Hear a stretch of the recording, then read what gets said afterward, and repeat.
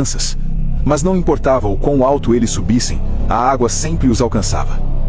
Os nefilins também corriam, e isso era um espetáculo aterrorizante. Gigantes de 10 metros correndo em pânico. Eles usavam sua força para escalar montanhas. Eles empurravam humanos para fora do caminho. Eles não tinham mais tempo para caçar ou comer. Agora, eles também estavam sendo caçados pela água. Havia um nefilim chamado Ogias. Ele era um dos maiores e mais fortes. Ele decidiu que não fugiria. Ele ficaria e lutaria. Ele pensou: eu sou um gigante. A água não pode me matar. Ogias ficou em pé no meio de um vale. E a água veio. Ela bateu em suas pernas. Ogias riu. Isso é tudo? Isso é o julgamento de Deus? Mas a água continuou subindo. Ela passou dos joelhos, passou da cintura. E Ogias começou a sentir algo que nunca havia sentido antes: medo. Ele tentou caminhar contra a correnteza, mas a força da água era grande demais. Ele começou a afundar. Ele tentou nadar, mas seu corpo era pesado demais. E então, a água cobriu sua cabeça.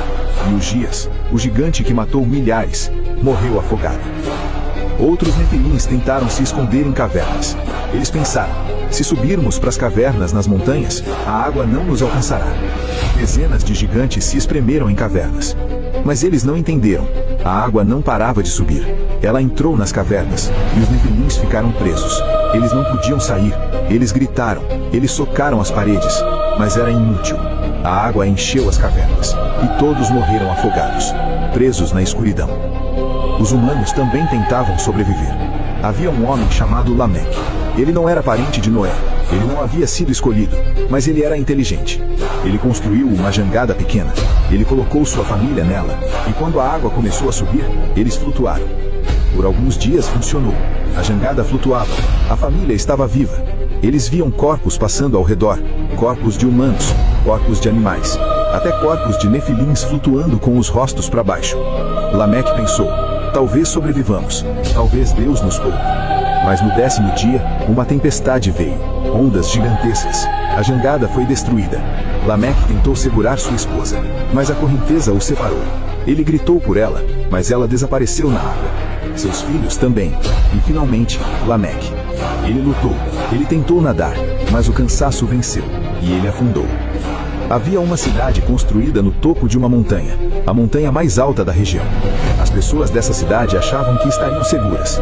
Elas subiram para o ponto mais alto. Milhares de pessoas se aglomeraram no topo.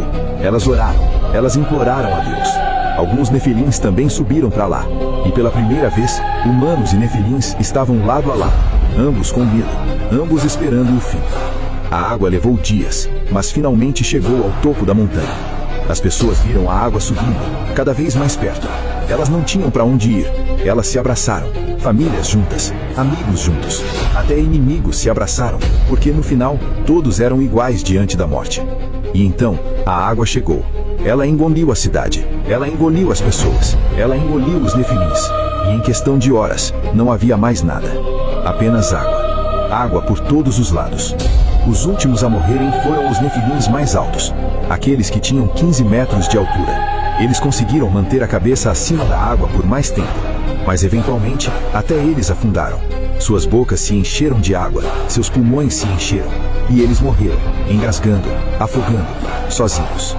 Havia um nefilim chamado Aia. Ele era o filho de Azazel. Ele foi um dos últimos a morrer. Enquanto afundava, ele olhou para cima. Ele viu a superfície da água ficando cada vez mais distante.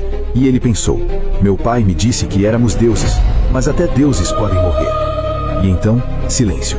A terra estava coberta de água. Não havia mais gritos, não havia mais luta, apenas água. E no meio de toda aquela água, havia uma arca, flutuando, balançando suavemente. Dentro dela 8 pessoas: Noé, sua esposa, seus 3 filhos e suas esposas, e os animais.